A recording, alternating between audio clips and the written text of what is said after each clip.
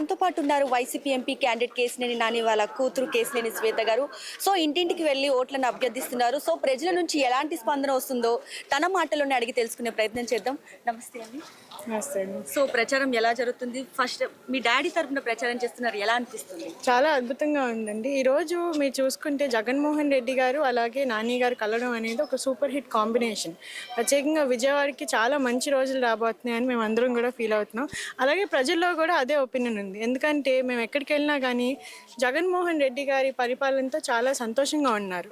ఇప్పుడు స్కీమ్స్ ద్వారా కానీ లేకపోతే ప్రతి డివిజన్లో కూడా ఇప్పుడు ఏ ఇంటి ముందు చూసినా కానీ రోడ్లు చాలా చాలా చక్కగా చేసుకున్నారు మన కార్పొరేటర్స్ కానీ మన స్థానిక నాయకులు కానీ. అలాగే వాటర్ ఇష్యూస్ అయినా డ్రైనేజ్ ఇష్యూస్ ప్రత్యేకంగా పశ్చిమ నియోజకవర్గంలో అవి ఎక్కువగా ఉంటాయి. ఆ వాటి మీద ప్రత్యేక శ్రద్ధ పెట్టి మన వాళ్ళు అందరూ కూడా పనిచేసి ఉన్నారు. సో ఎక్కడికి వెళ్ళినా కానీ ఎలాంటి నెగిటివ్ ఫీడ్బ్యాక్ అనేది మాకు ఎక్కడ రావట్లేదు. చాలా వరకు హ్యాపీగా ఉన్నారు. అలాగే కేశినేని నాని గారిని సొంత మనిషిలాగా భావిస్తారు ప్రతి ఒక్కళ్ళు కూడా. ఎందుకంటే గత 10 సంవత్సరాల నుంచి ఆయన చాలా నీతిగా నిజాయితీగా పనిచేస్తున్నారు. అలాగే ఇక్కడ విజయవాడ ప్రాంతంలో కూడా ఎన్నో డెవలప్మెంట్ యాక్టివిటీస్ ఆయన చేస్తున్నారు. మనం బెంజ్ సర్కిల్ ఫ్లైఓవరు, దుర్గగుడి ఫ్లైఓవరు, అలాగే మీరు ఈ విజయవాడ ప్రాంతంలో చూసుకున్న ఏ రహదారులు అయినా కానీ మన నందిగామ బైపాస్, అలాగే తిరువూరు హైవే, వెస్ట్ బైపాస్, ఇవన్నీ కూడా ఆయన పలుకుబడి వాడి అలాగే పర్సనల్ ఇమేజ్తో ఆయన ఇవన్నీ కూడా సాధించుకుని వచ్చారు. సో ప్రజలందరూ కూడా ఇవన్నీ గమనించుకున్నారు. మన ఎయిర్పోర్టు, అలాగే సూపర్ స్పెషాలిటీ హాస్పిటల్. సో ఇప్పుడు జగన్ గారు అలాగే నాని గారు కలవడం అనేది విజయవాడకి ఒక పెద్ద పండగలాగా. ఎందుకంటే రాబోయే రోజుల్లో ఈ విజయవాడను ఒక ఎకనామిక్ కారిడార్గా మారుస్తాను నేను, అలాగే ఒక top tier trade and business సెంటర్గా నేను మారుస్తానని జగన్మోహన్ రెడ్డి గారు మాకు ఒక హామీ ఇచ్చారు. సో వీళ్ళిద్దరూ కూడా విజయవాడని ఒక మంచి లివింగ్ డెస్టినేషన్గా మొత్తం ఆంధ్ర రాష్ట్రంలోనే వన్ ఆఫ్ ద బెస్ట్ సిటీస్గా మారుస్తారని మాకు అందరికీ నమ్మకం ఉంది. మనం చూస్తున్న ఒకవైపు మీ డాడీ, ఒకవైపు మీ బాబాయ్ గారు ఉన్నారు. పోటీ ఎలా ఉండబోతుంది ఇప్పుడు? అంటే దెర్ ఇస్ నో కాంపిటీషన్ అండి. ఎందుకంటే ఆ ప్రత్యర్థి ఎవరు అనేది చాలా మందికి అసలు తెలియదు. నాని గారు బ్రదర్ అని మీరే ఇప్పుడు చెప్తున్నారు. సో ఒక డిస్టింక్షన్ తప్ప ఇక్కడ విజయవాడ ప్రాంతంలో ఆయనకి ఇంకే వేరే ఒక రికగ్నిషన్ అనేది లేదు. సో నేనైతే అసలు కంపేరే చేసుకోను. ఆయన టీడీపీ తరఫున వచ్చిన ప్రత్యర్థి మాత్రమే. సో కేశినేని నాని గారు మాత్రం ఇక్కడ లోకల్, ప్రతి ఒక్కరికి తెలిసిన వారు.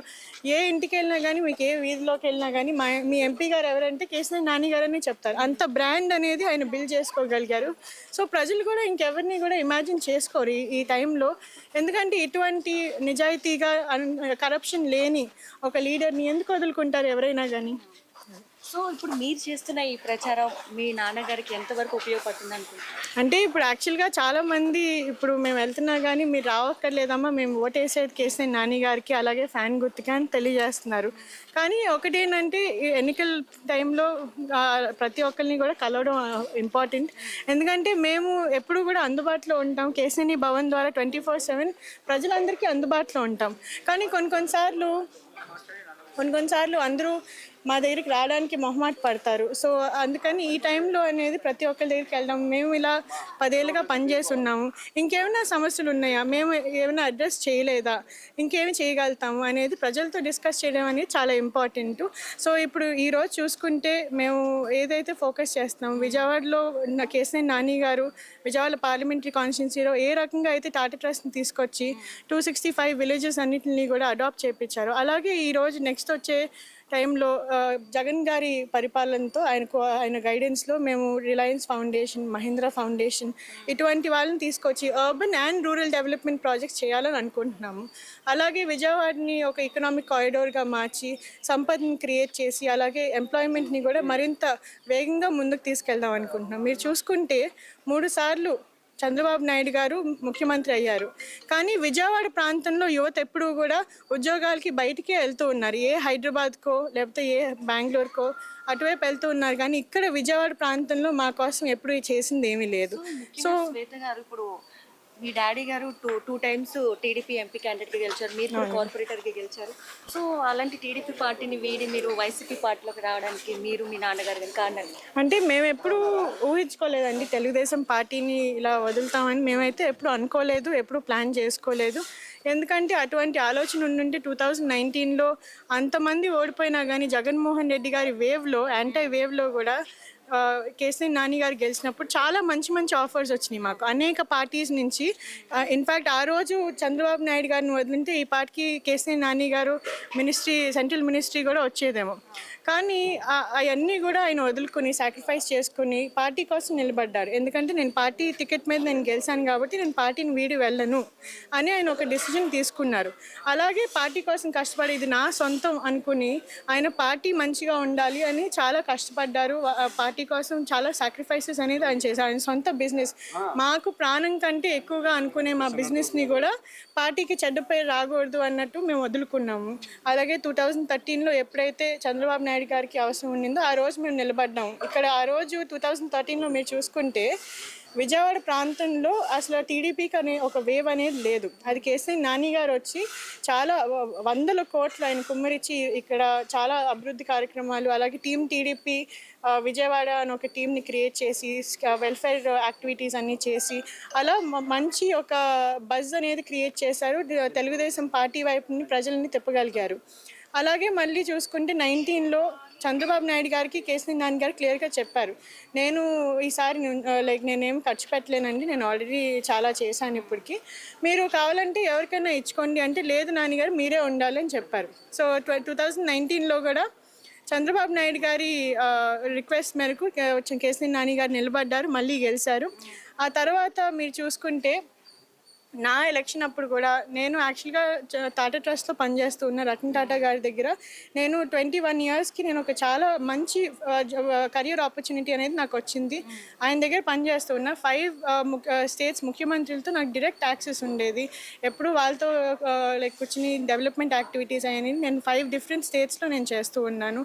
రూరల్ డెవలప్మెంట్ మీద, గ్రామీణ ప్రాంతాల్లో సమగ్రాభివృద్ధి మీద నేను పనిచేస్తూ ఉంటే అటువంటి ఆపర్చునిటీని కూడా వదులుకొని చంద్రబాబు నాయుడు గారి రిక్వెస్ట్ మీద నేను ఇక్కడికి వచ్చి మేయర్గా నిలబడడం జరిగింది. ఆ తర్వాత పరిణామాలు కూడా మీరు చూశారు. ముందు నుంచి ఎంకరేజ్ చేసినట్టు ఉన్నారు, వెనక నుంచి మమ్మల్ని బ్యాక్ స్టాప్ చేశారు అనేది మీరు అందరూ కూడా చూసిందే. మమ్మల్ని ఏ రకంగా హ్యూమిలియేట్ చేశారు, మా మీద ఎటువంటి మాటలు అనిపించారు. ఒక సిట్టింగ్ ఎంపీని చెప్పు తీసుకుని కొడతా అని ఒక స్థానికంగా ఉన్న ఒక పార్టీ లీడర్ మాట్లాడితే ఎవరూ స్పందించలా.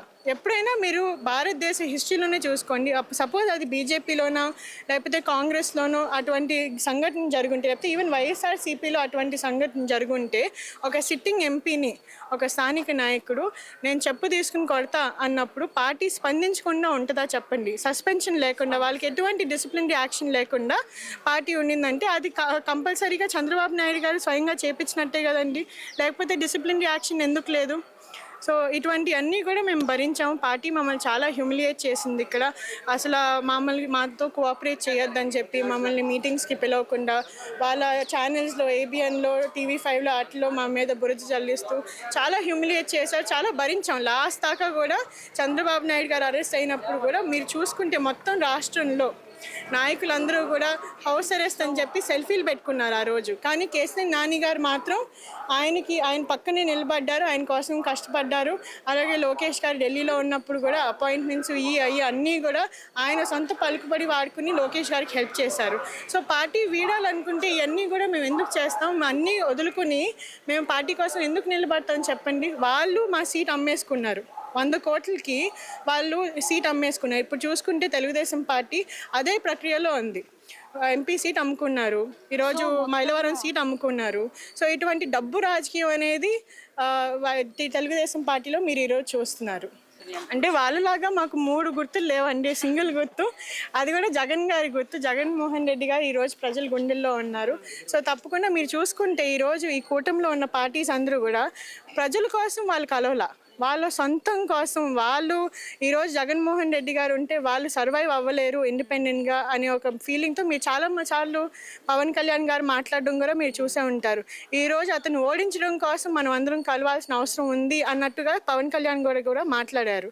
సో మీరు చూసుకుంటే వీళ్ళు ముగ్గురు కలయిక అనేది ప్రజా సంక్షేమం కోసం కాదు, ప్రజల బెనిఫిట్ కోసం కాదు, వాళ్ళ సర్వైవల్ కోసం వాళ్ళందరూ కూడా గుంపుగా చేరారు. గుంపుగా చేరినా కానీ ఈరోజు జగన్మోహన్ రెడ్డి గారు అంత స్ట్రాంగ్గా నిలబడ్డారు అంటే ఆయన మంచి చేయడం వల్ల ప్రతి ఇంటికి, ఎస్పెషలీ ప్రతి పేదింటికి, అలాగే బడుగు బలహీన వర్గాలకి కూడా ఆయన సామాజిక న్యాయం పేరుతో ఏదైతే సంక్షేమ కార్యక్రమాలు కానీ అలాగే ఒక ఉన్నత స్థానంలో చాలామంది నాయకులు నిలబడటం కానీ ఇవన్నీ కూడా చేశారు కాబట్టి ప్రజలు ఆయన్ని ఓన్ చేసుకున్నారు. మా బిడ్డ జగన్మోహన్ రెడ్డి గారు అని మాట్లాడుతున్నారు ఈరోజు.